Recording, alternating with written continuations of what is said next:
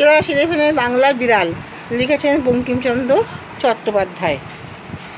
তোমরা সবাই মন দিয়ে শোনো আর লেখো, আর সবাই লাইক অ্যান্ড সাবস্ক্রাইবটা দিয়ে দাও।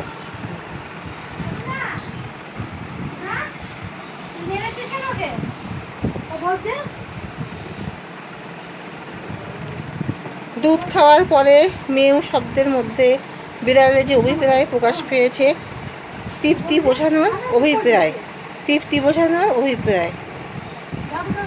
আমি যদি খাইতে না পাইলাম তবে সমাজের উন্নতি লিয়া কি করিব। বিড়াল প্রবন্ধের উক্তিতে প্রকাশ পেয়েছে আত্মরক্ষার প্রয়াস। কমলাকান্তের ভাবনায় কে আফিম ভিক্ষা করতে এসেছে ওয়েলিংটন। অতএব পুরুষের মতো আচরণ করায় বিধেয় কথাটিতে কি প্রকাশিত হয়েছে বৈচিত্র্যবোধ। বিড়াল রচনায় তেলা মাথায় তেল দেওয়া মনুষ্যজাতির রোগ। বৃদ্ধের নিকট যুবতী ভাজ্যার সহদর হলো গৃহমাজ্জার। চোরকে ফাঁসি দেওয়ার পূর্বে বিড়াল কমলাকান্তকে যতদিন উপবাস করার পরামর্শ দেয় 3 দিন। বিড়াল কমলাকান্তকে দুর্দর্শী বলেছে কারণ সে সমাজতান্ত্রিক না, সে কেমন, সে আফিমখোর। বিড়াল রচনায় চুরির মূল কারণ কি? কৃপণতা। কমলাকান্ত বিড়াল রচনায় কি হাতে ঝিমা ছিল? হুকা। বিড়াল রচনা অত্যন্ত কৃপণ, কখনো ঘুমায় না রাজা ফাপড়ে পড়লে। বিড়াল গল্পের বর্ণনার মতে নিচের কোন বক্তব্যটি ঠিক?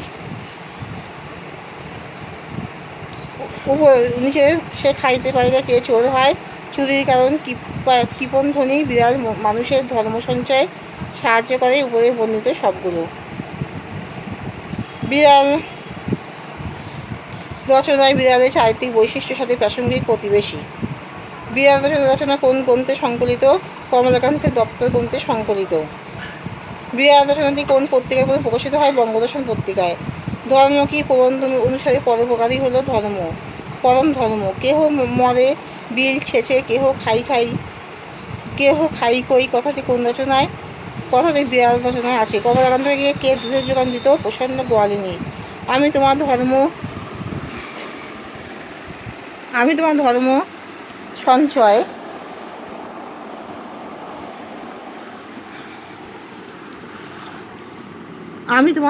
সঞ্চয় মূলীভূত কারণ। কে কাকে বলেছেন?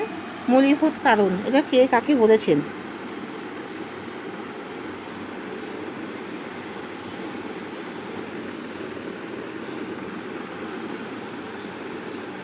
এ কথা বিড়াল বলেছে কমলাকান্তকে।